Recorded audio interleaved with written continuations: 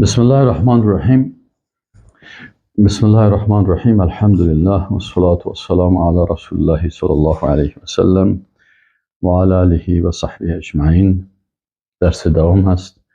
شاگردای محترم، اسم المهیمن الله سبحانه و تعالی را میخوانیم. اول از نگاه لغوی المهیمن به معناهای مختلف میآید. عبدالله ابن عباس رضی الله عنهما میگه که مهیمن به معنای مؤتمن یا امین دهنده هست و علامه کسایی میگه که مهیمن به معنای شهید هست، یعنی کسی که شهادت میده. و همچنان میگن که به معنای رقیب هم آمده هست و به معنای امانتکار هم آمده هست. اسم المهیمن الله سبحانه و تعالی در اسماء الله الحسنا در تعریف از تو گفته میتونیم که المهیمن اسم من اسماء الله الحسنا. المهیمن یک نام هست از نامهای نیک الله سبحانه و تعالی و یدل و این دلالت میکنه على المحيط المسيطر القائم على خلقه، به ذاتی که محیط است، یعنی تمام مخلوقاتش احاطه کرده، با مراقبتش، با علمش، با قدرتش، با قوتش، با عظمتش.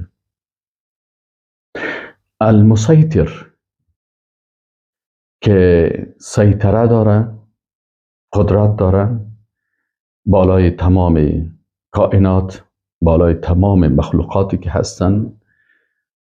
و القائم على خلقه باعمالهم، اداره کننده و کنترل کننده اعمال مخلوقاتش است و ارزاقهم و آجالهم.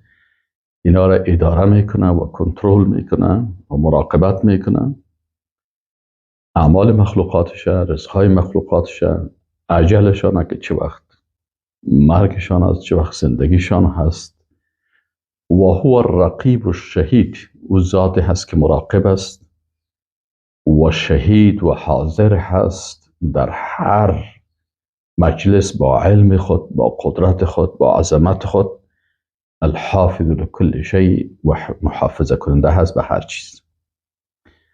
از این تعریف چند نقطه را فهمیدیم. المهیمن گفتیم که اسم از اسماء الله الحسنا هست. دلیلش هم آیت 23 سوره 8 است که الله سبحانه و تعالی میگه که هو الله الذی لا اله الا هو. هو الله، الله که است، معرفی میکنه او الله هست. خدا نگوین، گاد نگوین، خدای نگوین، نامش الله هست، او الله هست. الذی، او تو ذاتی هست که لا اله نیست هیچ معبود به حقی که مستحق عبادت باشد. دو نقطه. نیست هیچ معبودی که معبود به حق که مستحق عبادت باشه الا هو، بغیر از او. چی صفات داره؟ اسماء الله الحسناش چی است؟ اسماء و صفاتش الملك، الملك، القدوس، السلام، المؤمن، المهیمن. کلمه المهیمن در سوره حشر آیت 23 ذکر شده است. چند مطلب اساسی را، یعنی المهیمن کدام مفاهیمی را باید ما از او بگیریم، عقیده داشته باشیم. اول، و هو يدل على المحيط المسيطر. عقیده داریم که المهیمن ذاتی هست که احاطه کرده و قدرتمند هست بالای تمام مخلوقاتش. علمش تمام مخلوقاتش شامل میشه، قدرتش تمام مخلوقاتش شامل میشه. سیطره و حکم رواییش بالای تمام مخلوقات است. این معنای مهیمن است. یعنی مهیمن مسیطر، المحیط. المسیطر یعنی بالای کل چیز قدرت داره و سیطره داره. المحیط با تمام مخلوقات، تمام مخلوقاتی که هست، تمام از اینا را احاطه کرده با قدرت و با علمش و با عظمتش. علامه ابن الامام میگه که المهیمن هو المحیط بغیره. المهیمن میگه او ذات هست که احاطه کرده به غیرش، الذي لا يخرج عن قدرته مقدور. هیچ کسی از قدرت از او خارج شده نمیتونه. الله المهیمن است به خاطر از که هیچ کسی از قدرت از او خارج شده نمیتونه. ولا ينفك عن حکمه مفطور. هیچ کسی از حکم از او بیرون شده نمیتونه. له الفضل على كل مخلوق من كل وجه في كل الامور. یعنی برای الله که المهیمن است فضیلت است بالای هر مخلوق. این فضل الله هست بالای هر مخلوق از هر جهت و در تمامی امور. الله بالای ما فضلش است. بر ما زندگی داده، بر ما جسم داده، بر ما روح داده، بر ما عقل داده، بر ما اعضای بدن داده. این کلش فضیلت الله هست. بر ما با عظمترین کتاب خدا که قرآن عظیم است، این بر ما فرستاده، نازل کرده و این حفظ کرده، مهیمن. و ما این میخونیم و فکر خدا و عقیده خدا مطابق هستی میسازیم. و هو المستغنی عن غیره. المهیمن ات ذات قدرتمند است که از غیرش مستغنی هست، به هیچ چیز نیاز نداره، به هیچ کس نیازمند نیست. ما هستیم که به او نیاز داریم، محتاج هستیم. او مستغنی است. و الیه تسیر الامور. و به سوی او امور برمیگرده. هو القائم على خلقه باعمالهم و ارزاقهم و آجالهم. او ذاتی هست که تدبیر کننده هست و اعمال و رزق و اجل مخلوقاتش و قیامه علیها. چی مانا؟ الله قائم است، اداره کننده هست، باطلاعه و استیلائه و حفظه. مطلع هست، هر چیز را میدانه و بر هر چیز استیلا و قدرت داره و هر چیز را حفظ میکنه، کل مخلوقات خدا.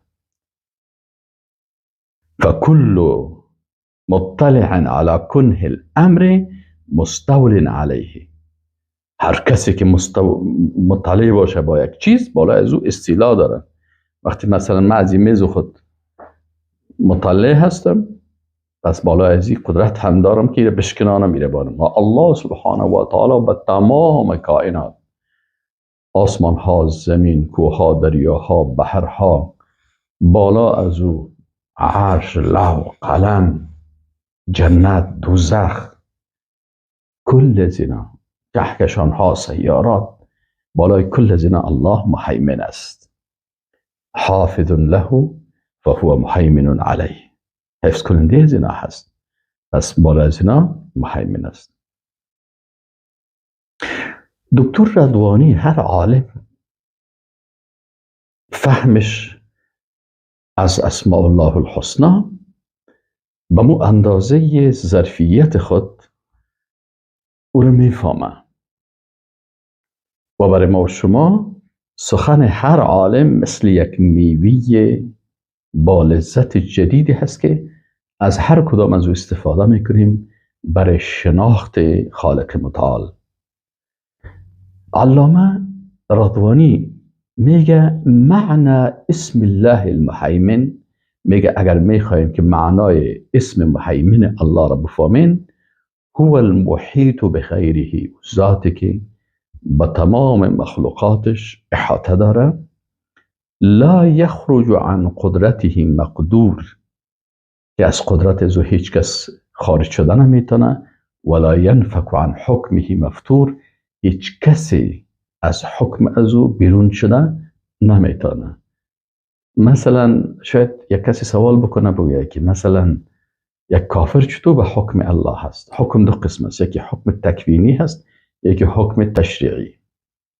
حکم تکوینی است که بالای تمام این کائنات حکم الله هست، بالای جسم ما، جسم امو کافر هم حکم الله هست، چشم کافر مطابق حکم الله کار میکنه، قلب امو کافر مطابق حکم الله، چون حکم تکوینی الله هست، دور انسان اختیار نیست.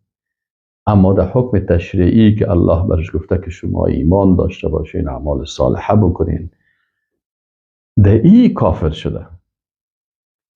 از این خاطر سرزی کافر حکم الله نافذ است.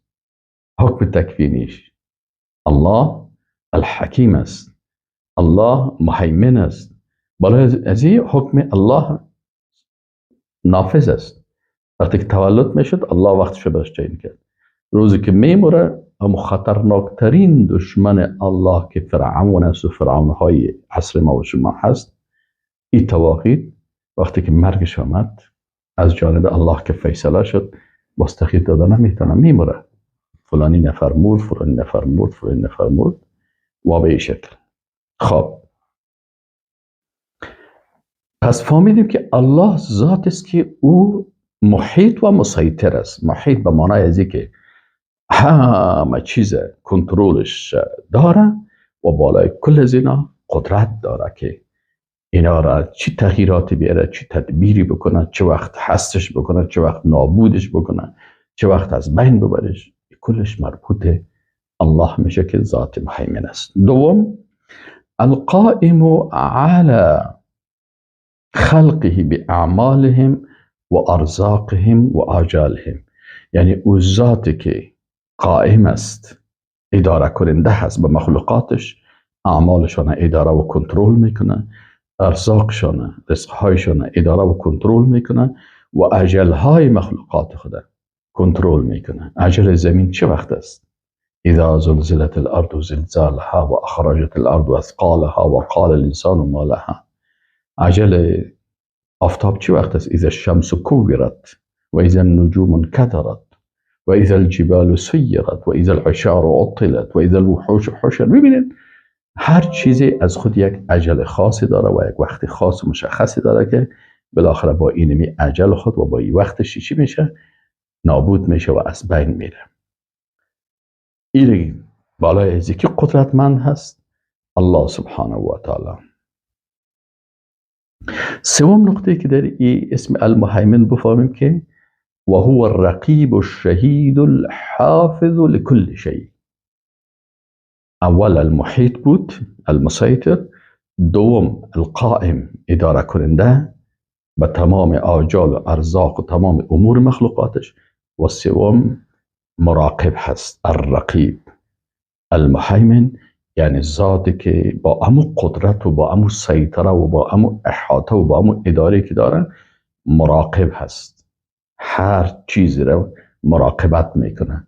و الشهید و شاهد است.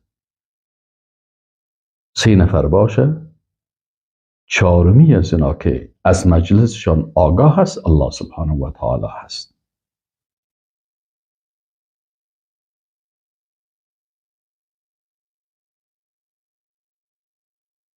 الحافظ لكل شيء، حفظ کننده هر چیز است. آسمان ها را، زمین، همه اینا را کی حفظ میکنه؟ الله، ذاتی که الرقیب است و الشهید و الحافظ. علامه ابن کثیر میگه قال ابن عباس، میگه قال ابن عباس، میگه عبدالله ابن عباس فرمود و غیر واحد و تعداد دیگری، ای الشاهد على خلقه باعمالهم یعنی المهیمن ذاتی که شاهد است بالای اعمال مخلوقاتش، به معنی هو الرقیب علیهم، به معنی ای که بالایشان مراقب است. به این شکل نام الرقیب الله سبحانه و تعالی را، نام المهیمن الله سبحانه و تعالی را شناختیم که الله سبحانه و تعالی ذات است که محیط است، احاطه کننده است، مسیطر است بالای تمام مخلوقاتش، اداره و کنترل تمام اینا را میکنه. اول محیط مسیطر است، دوم القائم به اعمالهم، یعنی اداره کننده هست، اداره اعمال و ارزاق و آجال و کل چیز مخلوقات، و سوم الله سبحانه و تعالی الرقیب، شاهد است، مراقب است و شاهد است با حالت مخلوقاتش. و السلام علیکم و رحمت الله و برکاته.